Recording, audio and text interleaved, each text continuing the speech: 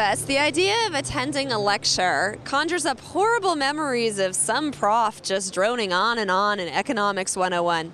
Well, tonight we're at Trampoline Hall, an entirely different form of lecture series.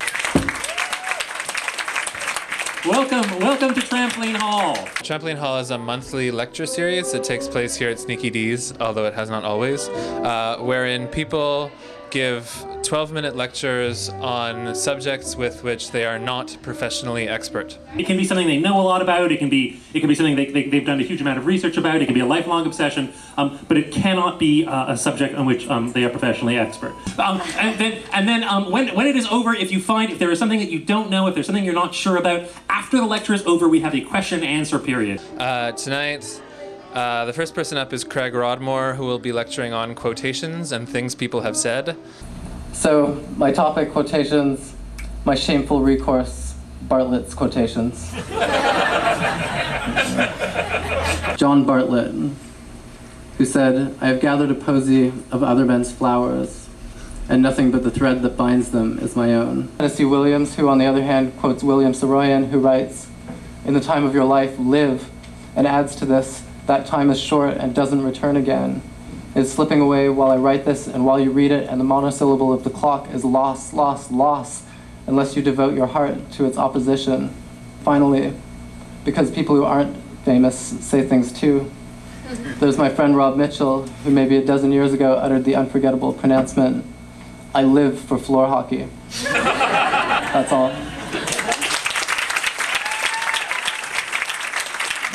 Yeah, I'm wondering if anyone has ever reminded you of something you said to them that they considered really, really important and you don't remember having said it. Much more on the contrary. Either it's because I tend to remember things people said, or because I never say anything to people that they remember. And then David Bronstein is going to lecture on jocks. After a certain period of time, our little makeshift ball hockey league started to occupy a pretty important place in our lives. So just this past June, what we decided to do was to enter a one-day GTA-wide ball hockey tournament. As soon as the other team started to arrive, we noticed that they didn't really look like us. These were, for the most part, very big, loud, confident men. They had muscles and intimidating haircuts. In their eyes, we were not jocks. And so from then on, in our own eyes too, we could no longer be jocks. That's it, thank you.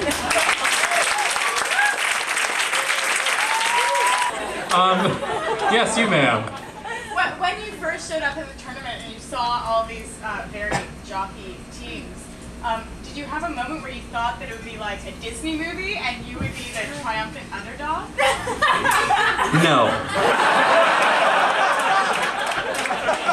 And Alexis Diamond will lecture on re-examining the Victorian Gentlemen's Club for use in the 21st century. There's something about the 19th century Gentlemen's Club that perhaps might not only be salvageable, but essential to contemporary life.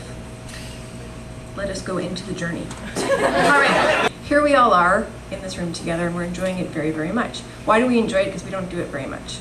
We spend more of our time, and this is not an original idea, but just to say, in a disembodied interaction with disembodied people through tools, basically. This is my vision of the club for the 21st century, taking some of what we like about the Gentlemen's Club of the Victorian era and adapting it to, you know, our own uses. I think the most important thing is that the definition of membership would change instead of just being about, you know, who you know or status. So what I'm envisioning, everybody, in conclusion, is a movement for good, because when you have the infrastructure, things move and things happen. Thank you very much.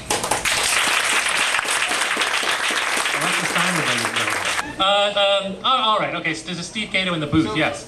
Basically, how is this any different from coffee? I think the answer for me is the idea that you're combining all these disparate things into one place. So you'd have like the brilliant people and the coffee house and like the museum or gallery. Coffee, though. So wait, I have an idea. What if there was a place where they served drinks and music was performed and lectures all in one place? For 52 Mondays, I'm June Morrow.